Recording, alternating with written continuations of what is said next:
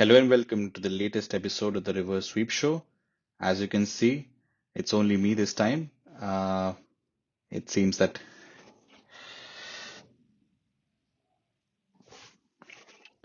Hello and welcome to the latest episode of the Reverse Sweep Show. I'm your host SS, and as you can see, it's only me today. You have to give AB some slack as he has gone for a long-awaited vacation that he wanted to do for quite some time after the new year started. We also took a break last week as well, as we geared up for Champions Trophy beginning. It was India Pakistan, so there was a lot of anticipation looking into the match, and we decided to focus just on the game for the love of the game and decided to give the pod a skip. But here we are back again. At least I am back, and then AB will be back next week. And since we are still pretty much in the realm of Champions Trophy and right in the middle of it, in fact, India played so-called inconsequential group game against New Zealand today and came on the top. And that would mean they will play Australia in a couple of days' time in the semi-final. We thought that it might be a good time to give a look at what has happened in the previous editions of Champions Trophy and what are the big sliding doors moment when it comes to Indian cricket. As you might have noticed in the hook, uh, there has been quite a fascinating history of Champions Trophy. Champions Trophy actually began as an event by ICC just on the lines of FIFA Confederations Cup, in which all the Continental Confederation champions come up and play a year before at the same event where the Football World Cup is about to happen. And 98 ICC tried to do the same. The only difference is that instead of Confederation champions, you don't have those many confederations. In cricket, decided to play, let's say, top nations. It began as a knockout competition in 98 when South Africa won in Bangladesh. And in 2000, it went to Kenya. So the idea of ICC was to get more cricket, especially the big events happening in countries where cricket was still developing game, the associate countries. From the knockout format, it evolved into a proper like a group format in which you had sometimes 10 teams, and now it has become quite a standard 8 team tournament. The one previous to this edition was held in England in 2017, which Pakistan won, defeating India in the final. I'm sure we are going to talk more about it. It was the last time the Champions Trophy was held. Pakistan had been champions for 8 years, and now they are the host. There was a lot of debate on the future of Champions Trophy in terms of the format, whether it will come back, especially with the three format sport that we have become and all the franchise cricket that's been happening around the world. So it is quite refreshing, despite all the diplomatic issues between India and Pakistan, whether India would be traveling or not. At least we came to a situation where the event is at least being held, and we are right in the middle of it. So it would be good to look back into the big moments in the past involving Indian cricket team. And today, for this edition, I have picked three of those episodes. I'm sure AB would have his own shout around whether I picked the right ones or not. But chronologically going into it will be the first one, which is a 2000 Champions Trophy edition. It was called ICC Knockout, as I mentioned earlier. And it was held in Nairobi, Kenya.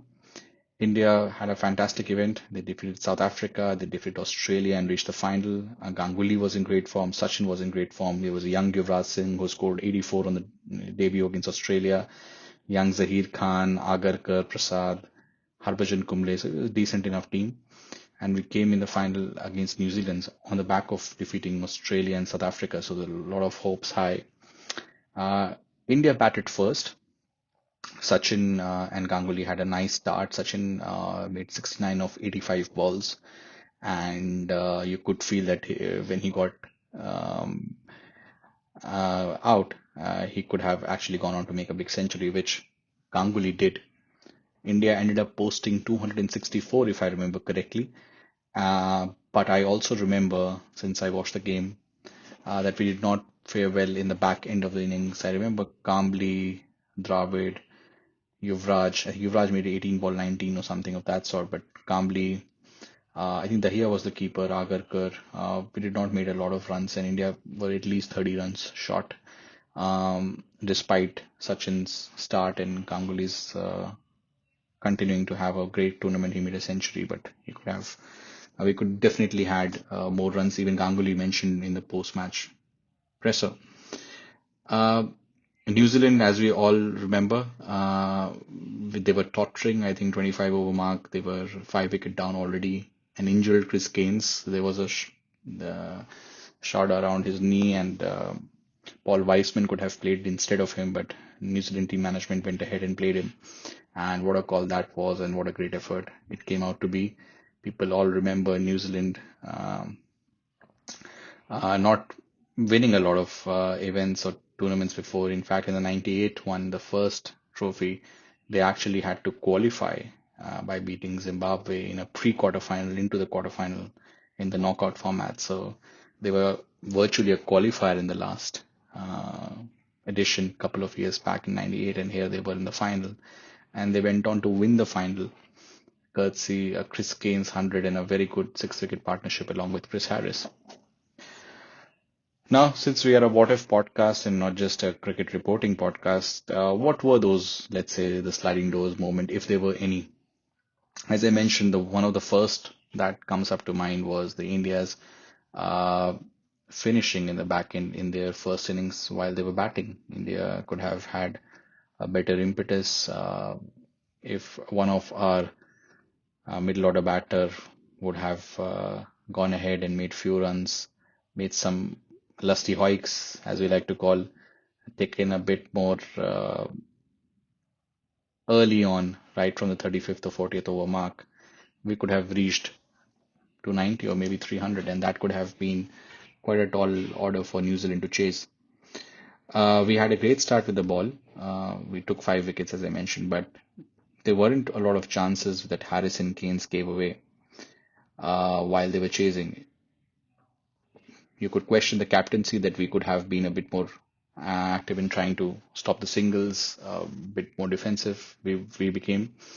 And I think the death bowling was quite ordinary. I think Agar, we had 6 bowlers because Sachin bowled a lot as well, and Yuvraj as well. But Agarkar and Zahir Khan, and I think this is Venkatesh Prasad. I think we did not bowl really well, especially at the end, and I think there was under pressure. Uh, this was the era we talked about in the NatWest episode that we did. This was the era where we were not winning a lot of events after the incredible 98 when we won a lot of Coca-Cola Cups. But after that, we went into this tri-series phase in which we were not winning. So there was lack of confidence in the finals. And it was a youngish team as well, as I mentioned before, some of the names. So we did not hold the nerves well. There was some shout on the captaincy that Ganguly did in terms of the second half of New Zealand's batting. But full credit to Keynes and Harris. If you really think about it, they did not give a lot of chances to us. We could have just bowled better, executed better, and stopped singles from, let's say, 25th or 35th over mark to make sure that we were ahead on the required run rate. But if you really ask me, we lost the match. Probably if we had 290 runs on the board, even if Keynes and Harris would have gone, they would not have won the game for New Zealand because New Zealand ended up winning the game in the 50th over. In terms of what ifs of and the impact of it in the short term, in terms of individual careers, obviously a lot of these we talked about also again in the NatWest final one as well. A lot of these personnel remain along with the Indian cricket team, except Vinod Kambli, I think, who went away and people realized that he was just not up to it for international cricket anymore. Uh, it took a fair amount of time for India to come and become a really good ODI side, which became for 1 or 2 years around the 2003 World Cup, where India actually found the team combination and the exact personnel. But an ICC trophy win, first time after 1983. Okay, India won the 1985 uh, the World Championship of Cricket. But in terms of ICC event, winning it for the first time since '83 would have given a lot of confidence to the young guys. And yeah, winning it in such a dominant fashion throughout the tournament would have played a big role. Now, in the long shot, you would argue that it didn't impact much. I will talk about in the second episode of the 2002 one, in which we reached the final against Sri Lanka. So we were becoming a really good ODI team, but I think if we would have won, maybe a couple of players would have got longer ropes. Daya, Kambli, if they would have played a bigger role. But generally, I would say the personnel remained the same, the captain remained the same, and it did not have, let's say, a big time impact. It just leaves a lot of scar in the minds of Indian fans because that's a final that we look back and say that we should have won. I would say it gave a lot of impetus to New Zealand cricket, in fact, and if they wouldn't have won it, they would have.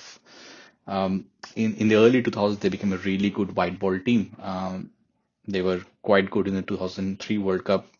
The series preceding the was the Tri Series um, in Australia, where they played really well and qualified for the finals. They drew the series, Test series in Australia 0-0. They were a competent Test side, but became a really good ODI side around that point of time. So, and we all remember Keynes because of it. I think Keynes' legacy, despite all the trouble of field ICL and all that kind of stuff, his legacy is defined by that fantastic match-winning effort in probably the biggest. And they said it. They said it was their biggest game, and that was their first trophy.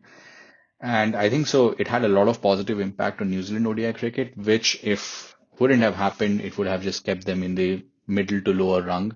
Now they are an absolute elite side since 2010 for the last 10, 12 years. That a bad period when the previous generation retired in between 2005 and 9.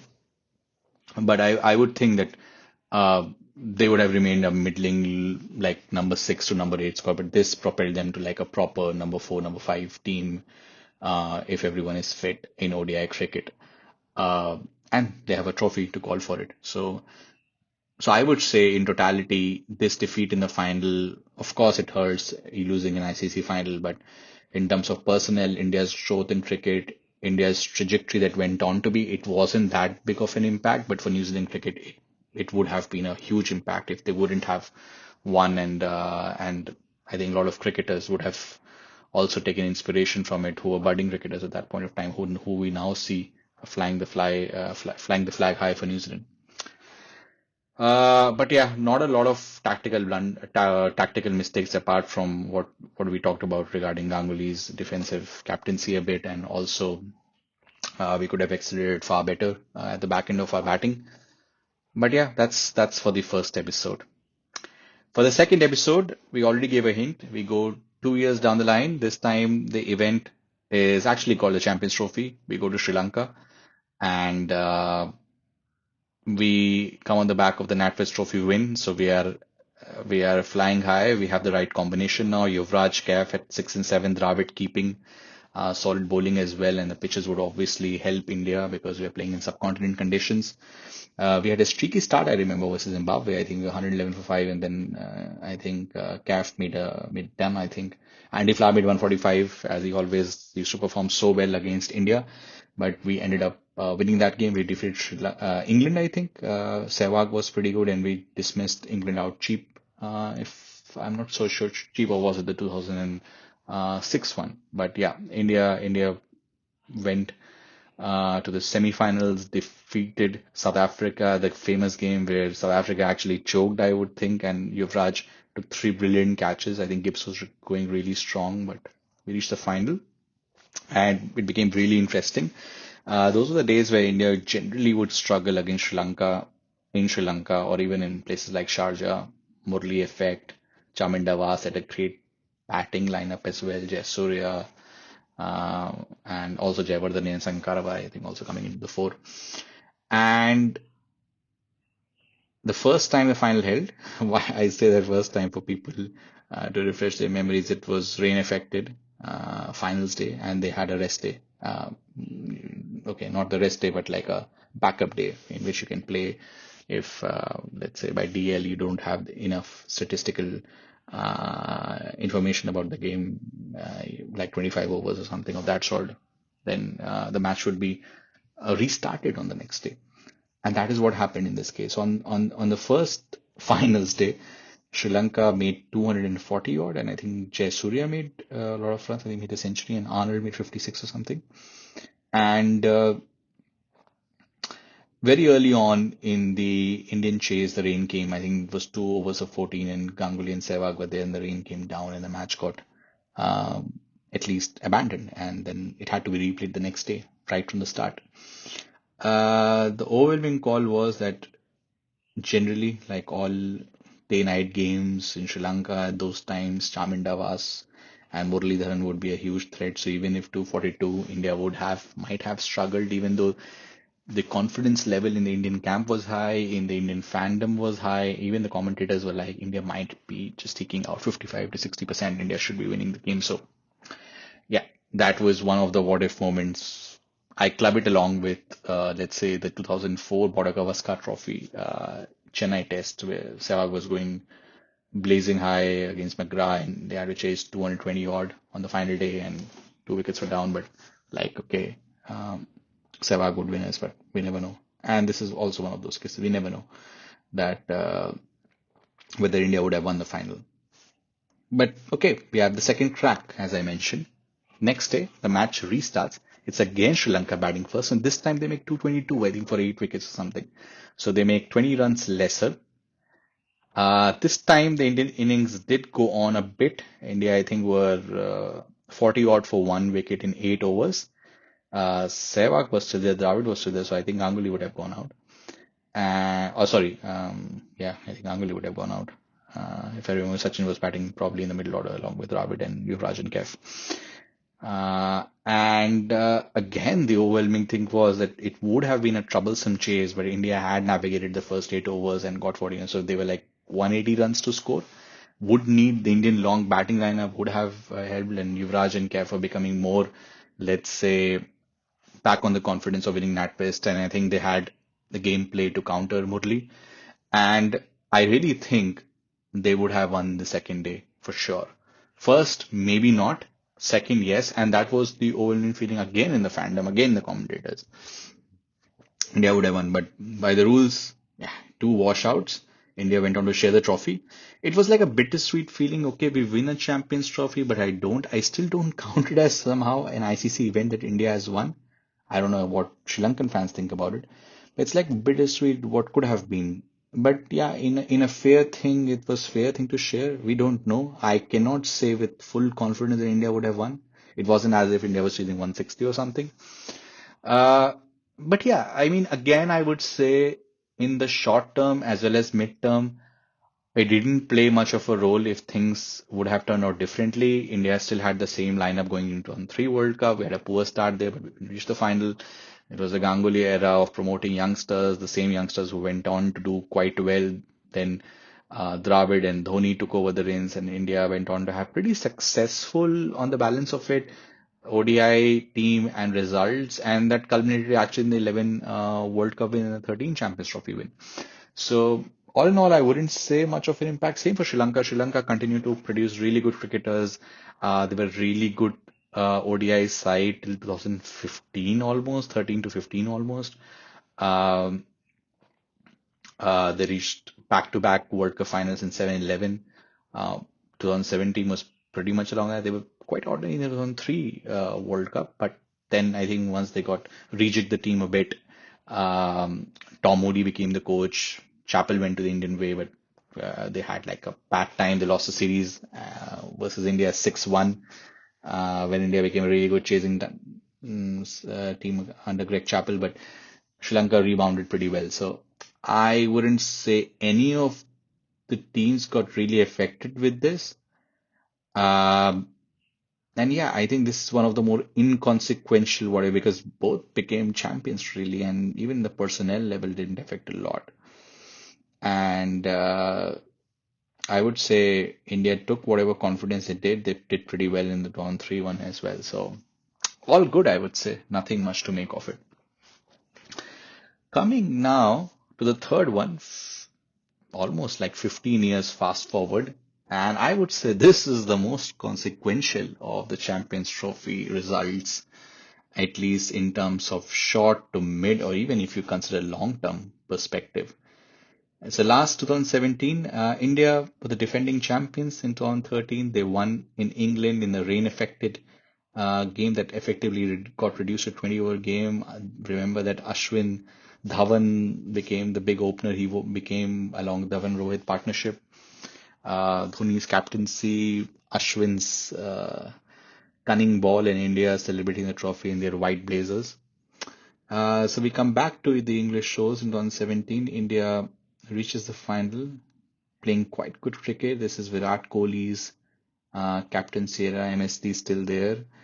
You had Hardik, you have Jadeja, Ashwin, and yeah, we reached the final uh, against our arch rivals Pakistan, against whom we hold an incredible record even to this day in ICC events. Even though we lost the 2009, I think, uh, Champions Trophy game and also the 2004 one as well. So we lost a couple of times to Pakistan in Champions Trophy, but big final, India playing really good cricket, really strong team as well. Um, um, People were, I remember the anticipation before the game and all the conversation around it. India had beaten Pakistan quite comprehensively in the 2015 World Cup game in Australia as well. So India went on to be the favorite.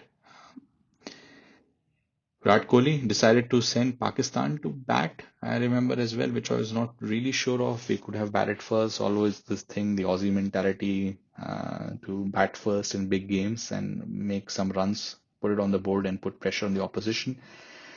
And then the big moment happened. Fakhar Zaman, not much known outside Pakistan and definitely not much to the Indian fans as well. Bumrah was this like super kid at that point of time coming to Mumbai Indians and now to the Indian team performing really well, was already like the leading bowler for India. Um, Dismissed Fakhar Zaman, but it was of a no ball, and that became the biggest sliding door moment, I would say, in the history of Champions Trophy events. There were many of them, the non-India ones as well. We haven't talked about the England West Indies final in 2004 and all, but still, I would say this was became because Fakhar Zaman went on to hit a century. Azhar Ali made 70 odd, and I think later on, Shoaib Malik made some runs along with Madhva Seaman, and Pakistan made an imposing 300 plus score, which could have been far lesser if Bumrah hadn't bowled the no ball. It stuck. Bumrah, I think, finished with the figures of 9 overs for 68 or something. Ashwin and Jadeja were also not really helpful in those conditions.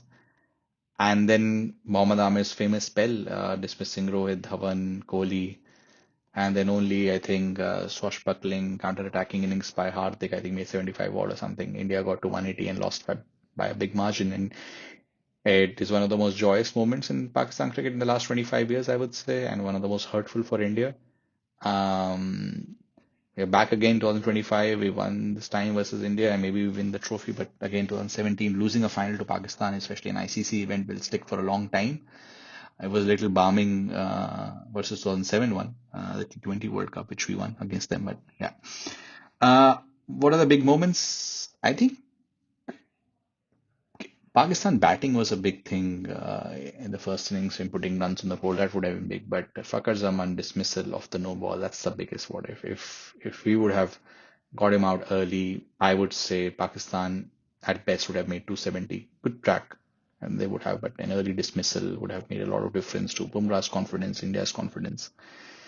And Pakistan's would have been shot, and the pressure of not chasing such a big score would have made difference. I am not saying India would have definitely chased a 270, 280 total or 250 total, but the entire atmosphere, the entire dynamic of the game would have changed if Fakhar would have gone. He took the attack to the Indian opposition and things changed from there. So, biggest moment. In terms of midterm impact for India, huge. Um, Not winning ICC trophies throughout.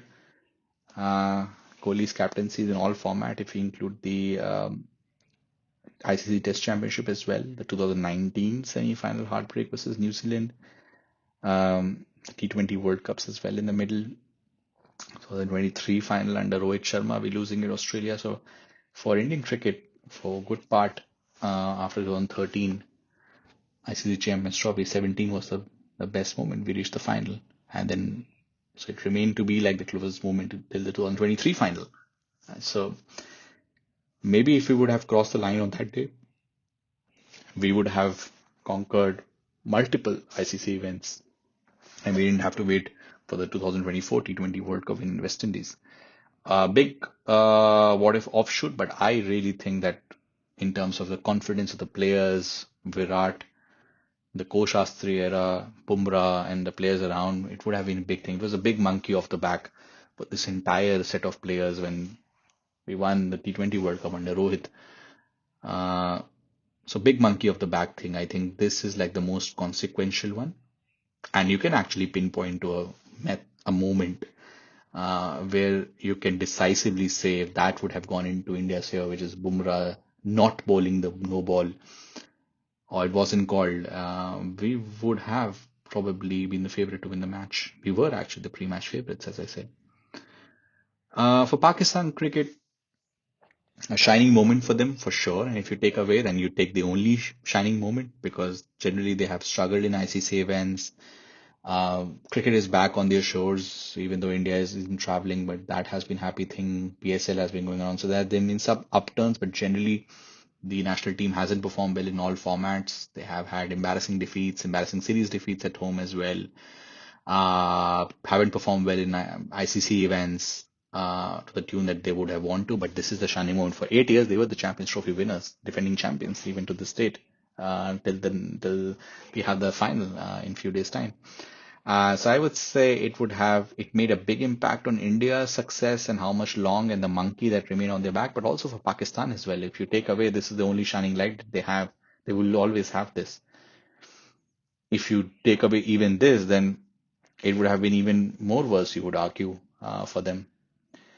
But yeah, bigger impact definitely on India and India's recent history. But India will keep reaching a lot of finals. We have a lot more ICC events than we had in the past, and India will keep winning a lot of tournaments. Pakistan, on its current thing and how the world cricket landscape is, they are far from winning any event. So they will always have the 2017 with a fond memory to look back on. So yeah, those were the three moments that I wanted to talk about. I'm sure AB would have some refreshing points around these and some more. Maybe we'll do a non-India edition as well before the Champions Trophy fervor finally goes away. By then, I hope India is able to lift the trophy. As Indian cricket fan, I would want that to happen. And then we can relegate to 2017 thoughts a bit more in the back, like we have reduced the 2001 that we talk about, even though that was being mentioned in the commentary a lot today when India were playing New Zealand. But there you have it, guys. Thank you for tuning in. It was kind of a freewheeling chat, not like much cultured way that me and AB do it, but I think you have to do that when you're the only solo guy coming in and doing the pod. But I hope you like it, and hope we will be back with another refreshing episode next weekend. By then, hopefully, Champions Trophy will be in our grabs. And we'll be back with the the hot take mini series as well that we like to do. We are in the ODI one, and before Champions Trophy goes away, we want to wrap up before we go to T20s. So thank you for tuning in and give your feedback and yeah, cheerio, bye bye.